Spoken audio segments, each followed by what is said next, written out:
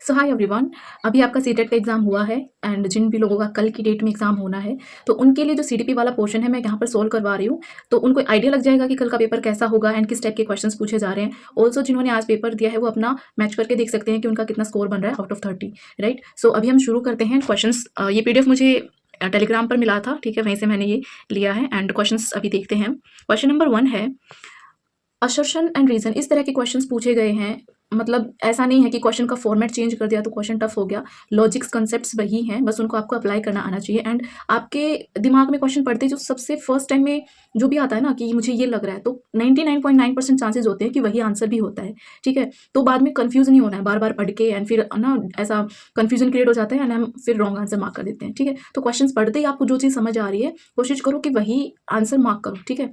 And वैसे paper बहुत लेंदी था। पेपर को मल्टीपल टाइम्स क्वेश्चंस को पढ़ने में भी इतना टाइम मिलेगा नहीं, तो ध्यान से पढ़ो, एक बार पढ़ो बट अच्छे से पढ़ के वहीं पे मार्क करते चलो, ठीक है। अभी शुरू करते हैं। असर्शन है student with poor writing abilities are often stereotyped by their teacher as intellectually disabled. क्या कह रहा है कि जिनकी राइटिंग पुअर होती है, जो बच्चे अच्छे से नहीं लिख पाते हैं, ठीक है, तो टीचर का ऐसा स्टीरियोटाइप्ड है कि वो बच्चे ना इंटेलेक्चुअली भी डिसेबल्ड होते हैं। तो देखो ये पर्सन टू पर्सन डिपेंड करता है, किसी का ऐसा माइंडसेट है कि वो स्टीरियोटाइप फील करवाता है ना। तो ऐसा हो सकता है। तो ऑप्शन जो हमारा असर्शन है वो बिल्कुल सही है। इसका रीजन क्या दिया गया है, teachers tend to have implicit bias and hold assumptions about students learning behaviours that can affect students growth. बोल रहा है कि जो टीचर है उसका ये अजम्पशंस रखना या फिर बायस होना एक स्टूडेंट की ग्रोथ को इफेक्ट करेगा, बिल्कुल इफेक्ट करेगा उसकी ग्रोथ को, और इनको लर्निंग बिहेवियर को बिल्कुल इफेक्ट करता है। तो ये बात भी बिल्कुल सही है। तो हमारा आंसर आ जाएगा option number 4। A and R दोनों सही हैं, both are true and R sorry option 3 आएगा, R is the correct explanation of A, ठीक है। अगला क्वेश्चन देखते हैं। हिंदी में जिसको देखना है देख लीजिए एक बार, ठीक है। अगला क्वेश्चन देखते हैं। Which of the following is not a way to promote diversity in the classroom. इनमें से कौन सा तरीका ऐसा है जो क्लास में डाइवर्सिटी को प्रमोट नहीं करता है, ऐसा कौन सा है। Option A adapting behaviour based on stereotyping students according to their background and cultures. ये कह रहा है कि जो स्टीरियोटाइप स्टूडेंट होते हैं, एक तो ये जो स्टीरियोटाइप वर्ड है ये अपने आप में नेगेटिव है, तो जहां पर भी ये वर्ड दिख जाए जिस भी सेंटेंस में क्वेश्चन में, तो वो जो स्टेटमेंट है वो रॉन्ग होगा ही होगा, ठीक है। तो स्टीरियोटाइप स्टूडेंट है उनके हिसाब से, उनके बैकग्राउंड के हिसाब से होना चाहिए, बिल्कुल नहीं, ठीक है। तो ये ऑप्शन हमारा गलत हो जाएगा और हमें नहीं वाला ही बताना है कि कौन सा तरीका प्रमोट नहीं करता है डाइवर्सिटी को, ठीक है। तो आगे भी पढ़ लेते हैं, है ना। क्वेश्चन के जो ऑप्शंस होते हैं ना वो सारे एक बार पढ़ने जरूरी हैं, चाहे हमारा आंसर फर्स्ट ऑप्शन में क्यों ना मिल जाए, बट फिर भी हमें सारे क्वेश्चन के ऑप्शंस पढ़ने चाहिए। क्या पता हम इससे नेक्स्ट लाइन में इससे बेटर ऑप्शन मिल जाए, है ना। Providing opportunities for students to interact with individuals from different backgrounds and cultures. कि बच्चों को ऐसी अपॉर्चुनिटीज प्रोवाइड करनी चाहिए कि जिसमें वो डिफरेंट बैकग्राउंड और डिफरेंट कल्चर वाले लोगों से इंटरेक्ट कर सकें। तो ये तो अच्छी बात है, ये तो पॉजिटिव स्टेटमेंट है, यस, ये प्रमोट करेगा डाइवर्सिटी को। Incorporating a variety of perspective and experience in the curriculum. कि वैरायटी ऑफ पर्सपेक्टिव और एक्सपीरियंस, जो अलग अलग तरह के पर्सपेक्टिव्स होते हैं, एक्सपीरियंसेस होते हैं, उनको करिकुलम में इनकॉर्पोरेट करना, तो ये भी एक पॉजिटिव स्टेटमेंट है, ये बात तो सही है। In encouraging students to express their unique identities and culture. अपनी यूनिक आइडेंटिटीज एंड कल्चर्स को रिप्रेजेंट करना, तो ये बात भी बिल्कुल सही है कि बच्चों को इनक्रेज करना उस चीज़ के लिए। तो हमारा ऑप्शन 1 जो है ये गलत है और यही हमारा करेक्ट आंसर है, ठीक है। नेक्स्ट क्वेश्चन देखते हैं। Question number 3, which of the following is the correct match of learning disabilities and challenge caused by it. Learning disability का क्वेश्चन आता ही आता है, चाहे वो इंग्लिश की पैडागोजी में पूछ ले, चाहे वो हिंदी की पैडागोजी में पूछ ले एंड चाहे हमारे चाइल्ड डेवलपमेंट पैडागोजी में पूछ ले, इससे क्वेश्चन तो आता ही आता है। तो जितनी भी डिसेबिलिटीज हैं वो एक बार जरूर रिवाइज कर ले, ठीक है। ऑप्शन 1 है dyslexia impacts ability to learn numbers and arithmetic operations. Numbers और अर्थमेटिक की बात आ जाए वहां पे कैलकुलेशंस होती हैं, तो इसका होगा डिसकैलकुलिया। तो ये बात तो गलत है, ठीक है। यहाँ पर डिसलेक्सिया दिया हुआ है, इसका आएगा डिसकैलकुलिया। अगला है इम्पैक्ट्स, डिस्प्रेक्सिया है, impacts ability to see hear and talk properly. नहीं, इसका ये भी नहीं होता है। Dyscalculia impact ability to read and language processing skill. ये देखो उल्टा दे रखा है, ठीक है, ये वाला इसका गलत है। Dysgraphia impact fine motor skills and spelling. देखो डिसग्राफिया, ग्राफिया वर्ड जो है वो लिखने से रिलेटेड है, ठीक है। ग्राफ हम कैसे करते हैं, बनाते हैं ना, ऐसे ड्रॉ करते हैं ना, तो लिखने से है। एंड कैसे ड्रॉ करते हैं, जब हम ड्रॉ करते हैं तो हमारी जो फाइन मोटर स्किल्स हैं वो उसमें यूज होती हैं, ठीक है। जब लिखने की बात आती है, अब इसमें सीधा वर्ड नहीं दिया हुआ लिखने से रिलेटेड, बट एक वो टर्म दी है, जैसे फाइन मोटर स्किल्स हैं, इनको इम्पैक्ट करता है। एंड स्पेलिंग्स हैं कि हम लिखना चाह रहे हैं बी लेकिन बच्चे को जो है डी लिखा जा रहा है, ठीक है। तो ऐसे इसका आंसर हो जाएगा हमारा डिसग्राफिया। तो हमारा ऑप्शन 4 करेक्ट हो जाएगा, ठीक है। आगे चलते हैं। Question number 4, student struggling with autism show is at, जिन बच्चों को ऑटिज्म होता है वो कौन सी स्थिति में आसानी महसूस करेंगे, है ना। स्वलीनता से जूझ रहे विद्यार्थी को आसानी होती है, किससे होती है? Familiar and predictable routines, yes. जो ऑटिज्म वाले बच्चे होते हैं उनको फैमिलियर यानी कि जो चीज़ें जिनसे वो परिचित हैं और जो रूटीन पहले से चलता आ रहा है उसी को फॉलो करने में वो ज़्यादा कंफर्टेबल होते हैं। आप उनको अलग अलग एक्टिविटी में इन्वॉल्व करना चाहोगे या फिर डेली कुछ नया रूटीन शेड्यूल करोगे तो उसमें वो बहुत अनकंफर्टेबल हो जाएंगे और उनको बहुत प्रॉब्लम होती है। तो हमारा ऑप्शन ए ही सही है। अगला भी देख लेते हैं। रैपिड ट्रांजिशंस, नो, बिल्कुल भी नहीं होना चाहिए। कम्युनिकेशन विद स्ट्रेंजर्स, नहीं, वो लोग स्ट्रेंजर्स से जल्दी से बात करने में कंफर्टेबल नहीं होते हैं। आई कॉन्टैक्ट ड्यूरिंग कॉन्वर्सेशन, वो आई कॉन्टैक्ट भी नहीं कर पाते हैं, है ना। तो हमारा ऑप्शन ए बिल्कुल सही है। अगला क्वेश्चन है, विच of the following statement is not correct about gifted children. Gifted children जो होते हैं उसके बारे में स्टेटमेंट करेक्ट नहीं है। Gifted children are born with extraordinary abilities and potential that need to be nurtured. बिल्कुल सही बात है कि एक्स्ट्रा ऑर्डिनरी एबिलिटीज होती हैं और पोटेंशियल होता है एंड उनको नर्चर करने की भी जरूरत होती है, right. Gifted children have lower sense of curiosity, ये बात बिल्कुल गलत कही है। एंड पुअर इमेजिनेशन, भाई जो गिफ्टेड बच्चा है जो एक्स्ट्रा ऑर्डिनरी ऑलरेडी उसके अंदर काबिलियत है तो वो उसके अंदर लोअर सेंस ऑफ क्यूरियोसिटी की होगी, उसके अंदर तो ज़्यादा क्यूरियोसिटी होगी, ठीक है। उसकी इमेजिनेशन स्किल्स हैं वो भी हाई लेवल की होंगी, ना कि पुअर लेवल की। तो ये वाला हमारा ऑप्शन नहीं है, हमें नहीं वाला ही बताना था। Children can be gifted at different levels and can have some kind of disability also, ये हो सकता है, ये बात सही है कि बच्चे जो हैं वो डिफरेंट लेवल पे गिफ्टेड हो सकते हैं। मान लो एक बच्चा पढ़ने में बहुत अच्छा है, प्रैक्टिकल करने में बहुत अच्छा है, लेकिन अगर हम उसको कोई स्पीच देने के लिए बोल दें बट वो स्टेज पे जाके स्पीच नहीं दे पाता है, तो ऐसी डिसेबिलिटी भी हो सकती हैं, ठीक है। Children can be gifted in more than one kind of intelligence, yes, एक से ज़्यादा तरह के भी इंटेलिजेंस बच्चे में हो सकते हैं। एक बच्चा पढ़ाई के साथ साथ स्पोर्ट्स में भी अच्छा है, अच्छा गा भी लेता है, अच्छा डांस भी कर लेता है ना। तो हमारा ऑप्शन बी जो गलत है। नेक्स्ट क्वेश्चन देखते हैं। एरर एनालिसिस बाय स्टूडेंट्स, कि बच्चे जो हैं, विद्यार्थी जो हैं, खुद ही एक त्रुटि का विश्लेषण कैसे कर पाएंगे।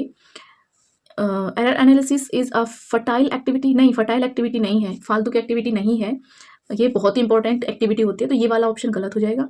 Support students in retaining their learnings, maybe. Creates further gaps in students understanding, नहीं, गैप्स क्रिएट नहीं करता है। एरर एनालिसिस से तो अपना गैप को फुल करते हैं, है ना, कि कहाँ कमी हो रही है उस कमी को दूर करते हैं। Hinders metacognition skills of students, hinder नहीं करता बल्कि हेल्प करता है या प्रमोट करता है। हिंडर एक नेगेटिव वर्ड है, ठीक है, तो प्रमोट करता है ना कि हिंडर करता है, तो ये वाला ऑप्शन भी नहीं होगा। तो हमारा इस हिसाब से आंसर आ जाएगा नंबर 2, ठीक है। Support students in retaining their learnings. Next question देखते हैं, question number 7। Which of the following statement is correct regarding declarative knowledge and procedural knowledge, ठीक है। जो declarative knowledge and procedural knowledge है वो हमारा लैंग्वेज कॉम्पिटेंसी वाले सेक्शन में भी आता है ये, ठीक है। अगर आपने वहाँ नहीं पढ़ा है तो यहाँ अभी कर लो, क्योंकि ये क्वेश्चन इससे बन जाता है, चाहे उन पोर्शंस में बनो चाहे यहाँ पर बनो, ठीक है। Option A, procedural knowledge is generally process oriented in nature. Obvious सी बात है, देखो डिक्लेरेटिव नॉलेज का मतलब होता है कि वो चीज़ डिक्लेयर कर दी, यानी डिक्लेरेटिव में जब क्वेश्चन किया जाता है तो उसका आंसर क्या की फॉर्म में होता है, व्हाट की फॉर्म में होता है, ठीक है। बट जब हम प्रोसीजरल नॉलेज की बात करते हैं तो उसमें हमारा क्वेश्चन हाउ एंड वाई पर होता है, राइट। तो डिक्लेरेटिव मतलब डिक्लेयर कर दिया कि भाई ये है, अब वो कैसे है, क्यों है, क्या प्रोसेस है, उन सब चीज़ों से कोई लेना देना नहीं, उनका कुछ मतलब नहीं पता, ठीक है। तो सबसे पहला ऑप्शन में क्या दिया गया है, procedural knowledge is generally process oriented in nature. ये बात बिल्कुल सही है, फर्स्ट ऑप्शन ही हमारा सही है, बट फिर भी हम आगे क्वेश्चन के ऑप्शन देखेंगे, ठीक है। Procedural knowledge tells the factual knowledge about something, नहीं, प्रोसीजर में तो फैक्चुअल नहीं होगा, फैक्चुअल नॉलेज होगा डिक्लेरेटिव में। Declarative knowledge emphasises on how to do something, how to do मैंने बताया था ना अभी, प्रोसीजरल में होता है हाउ एंड वाई का आंसर, तो ये हमारा डिक्लेरेटिव नॉलेज का ना होके हाउ वाला जो है प्रोसीजरल नॉलेज का पार्ट होता है।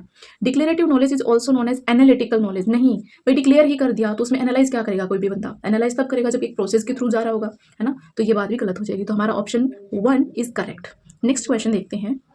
Contents which require an extension or modification of existing cognitive structure take blank time for learning and are retained for blank duration।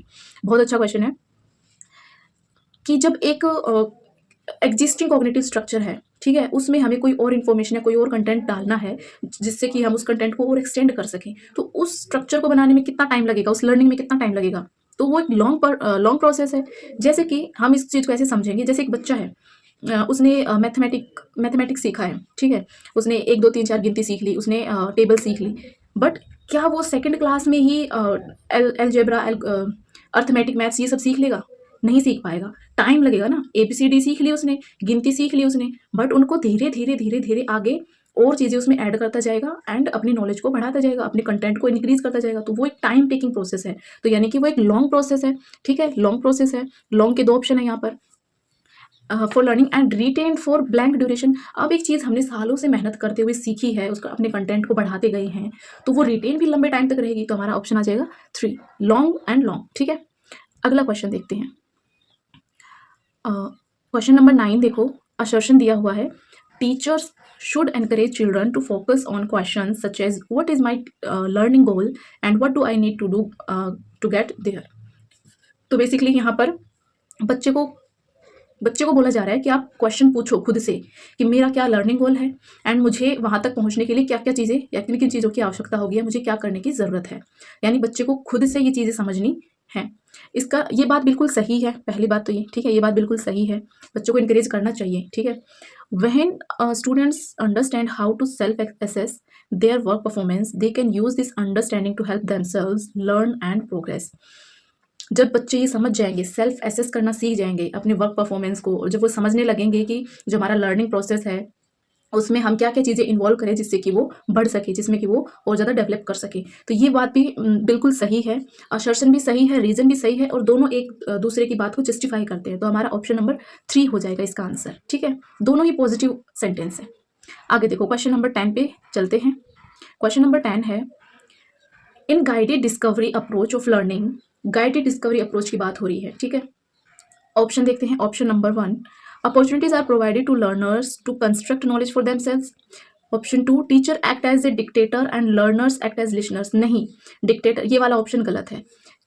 देखो, जब गाइडेड डिस्कवरी अप्रोच होगी ना, उसमें बच्चा क्या होगा, खुद से कुछ ना कुछ रास्ता निकालने की कोशिश करेगा। ठीक है, खुद से कुछ ना कुछ मेहनत करेगा ताकि उसकी नॉलेज इंक्रीज हो सके। ठीक है, ऑप्शन नंबर 3 देखते हैं, learners are left on their own without any kind of intervention by the teacher. And option number 4 देखते हैं, नो प्रायर प्लानिंग और previous knowledge is required.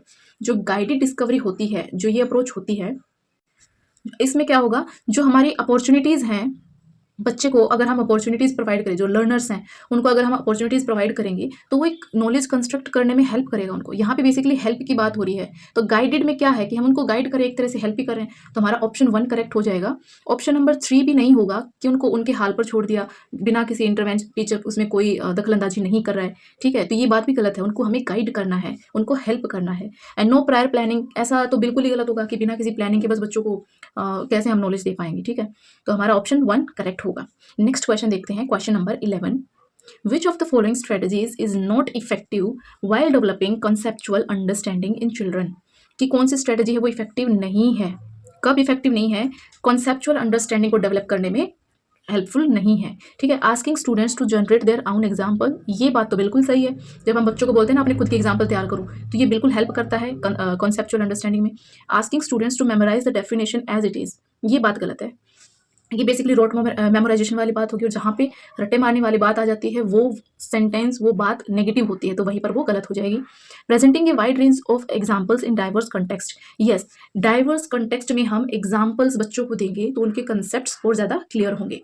Presenting non examples to show what the concept is not, ये बात भी बिल्कुल सही है ना, कि अगर हम एग्जाम्पल दें बच्चों को कि ये पक्षियों के नाम, पक्षियों के एग्जाम्पल बताओ, कि बता देंगे तोता, चिड़िया, कबूतर और भी डिफरेंट डिफरेंट जो भी हैं। ठीक है, और उसी में अगर हम ये बताएं कि घोड़ा, हाथी, गाय, भैंस, तो डिफ्रेंशिएट करने में ज़्यादा हेल्प होती है कि ये पक्षी नहीं, ये पशु हैं। एंड जो हमने तोता, मैना, कौवा, चिड़िया जो बताए थे वो पक्षी हैं। तो ऐसे डिफ्रेंशिएट करने में एग्जाम्पल्स के थ्रू बच्चे की कॉन्सेप्चुअल अंडरस्टैंडिंग ज़्यादा बढ़ती है। ठीक है, तो ये बात भी बिल्कुल सही है।